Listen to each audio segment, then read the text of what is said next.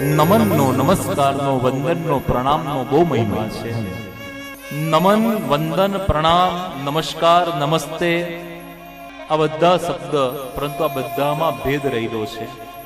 નમન અલગ કહેવાય, વંદન અલગ કહેવાય, પ્રણામ અલગ કહેવાય, નમસ્તે અલગ કહેવાય, દંડવત પ્રણામ અલગ કહેવાય, પંચાંગ પ્રણામ અલગ કહેવાય.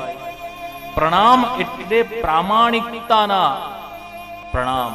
પ્રામાણિકતા પૂર્વક જ્યારે તમે નમસ્કાર કરો ત્યારે સમજો કે પ્રણામ સાચા પ્રણામ છે. જતા હોઈએ અને મંદિર આવ્યું એટલે ખાલી હોર્ન વગાડીએ અને આમ છાતી પર હાથ રાખીએ તો એ પ્રણામને પ્રણામ કહેવાતું નથી. કેટલી વાર અહીંયા બ્રજેશભાઈ ને ગોરાણી જોતા હશે કે જતી વખતે આમ હોર્ન મારે અને પછી આમ માથું ઝુકાવે.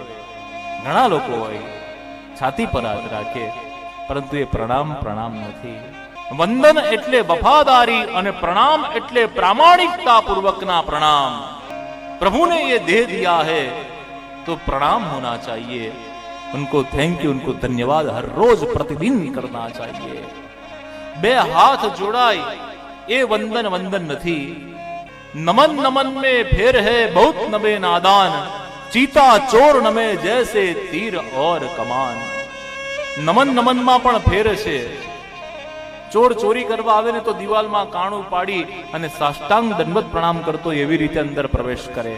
અને જ્યારે ચિત્તો શિકાર કરતો હોય ને ત્યારે પણ એને મુદ્રા એવી લીધી હોય જાણે શિકાર કરતો હોય ત્યારે લાગે કે સાષ્ટાંગ દંડવત પ્રણામ કરે છે. અને ધનુષ્ય જે હોય એની પળચ પણ એ રીતે હોય કે જાણે સાષ્ટાંગ વળેલી હોય, આખી દંડવત પ્રણામ કરતી હોય. નમન નમન में फेर है बहुत नबे नादान. પરંતુ ચોરનો, ચિત્તાનો, તીરનો આ બધાના ઇન્ટેન્સ રોંગ હોય છે. એટલે ભક્તે પ્રણામ કેવી રીતે કરવા?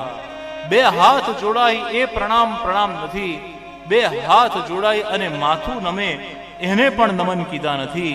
બે હાથ જોડાઈ, મસ્તક પણ ઝૂકે અને સાથે હૃદયમાં ભાવ પણ જોડાય તારે એ પ્રણામને સાચા પ્રણામ કીધા છે. અને એટલા જ માટે નમનનો બહુ મહિમા છે.